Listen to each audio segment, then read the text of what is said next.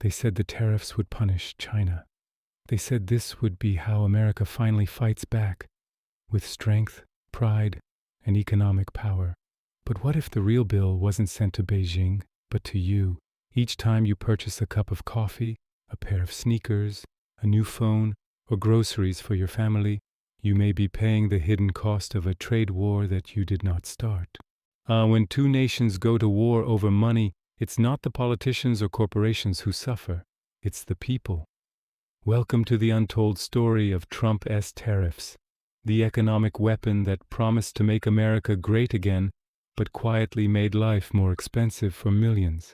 Back in 2016, Donald Trump's campaign was built on a simple but powerful message. America was being cheated. Factories were closing, jobs were vanishing, and he said China was laughing at us. He promised to bring back those jobs, fight for the forgotten American worker, and make foreign countries pay for decades of unfair trade. Instead of diplomacy or negotiation, his tool of choice was tariffs. Taxes on imported goods designed to punish China and revive American manufacturing. To millions of voters, it sounded like justice. However, the economy doesn't run on applause lines, and tariffs don't work the way people think they do. A tariff is essentially a tax on imports. When an American company purchases steel, electronics, or clothing from another country, it must pay a tariff to the U.S. government. However, companies rarely absorb these costs. Instead, they pass them on by raising prices for the next buyer, the distributor, the retailer, and ultimately the consumer.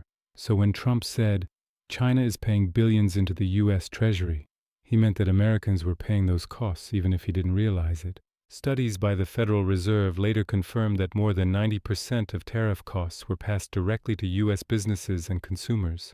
In other words, the trade war that was supposed to hurt China quietly became a tax on everyday life in America. Between 2018 and 2019, Trump's tariffs covered more than $360 billion worth of Chinese goods. China retaliated with tariffs on American exports, including soybeans, meat, cars, and machinery, striking right at the heart of America's farming and industrial base. Suddenly, the very workers Trump had promised to protect were facing collapsing demand, closed markets, and massive uncertainty. To soften the blow, Washington sent $28 billion in subsidies to struggling farmers, more than double the bailout the auto industry received during the 2008 crisis.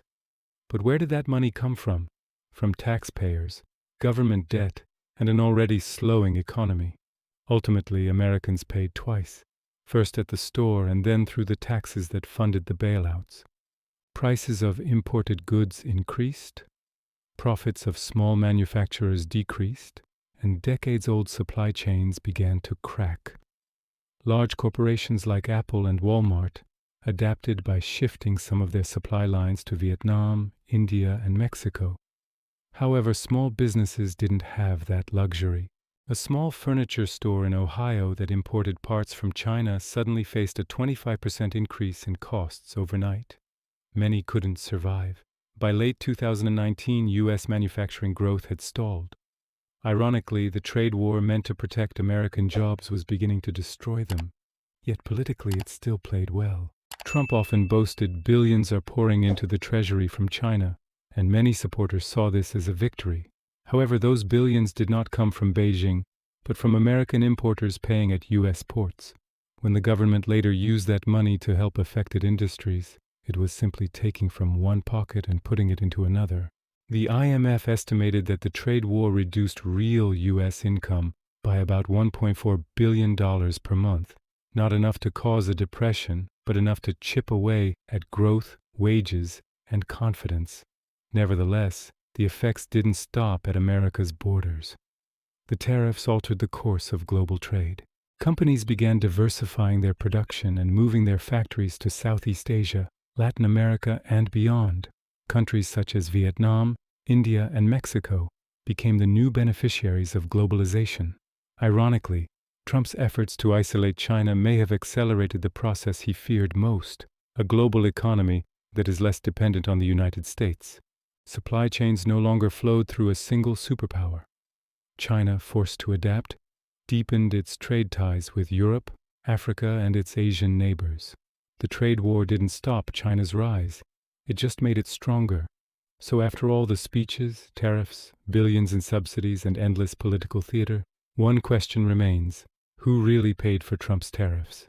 It wasn't China. It wasn't foreign companies. The American people did.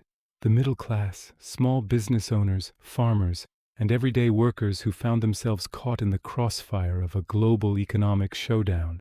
Each time they filled a shopping cart or replaced a washing machine, they paid the silent tax of the trade war. Trump's tariffs weren't a check from China. They were a receipt for America. Trade wars don't end in victory. They end in realization. The realization here is simple. When nations fight with tariffs, their own citizens end up footing the bill.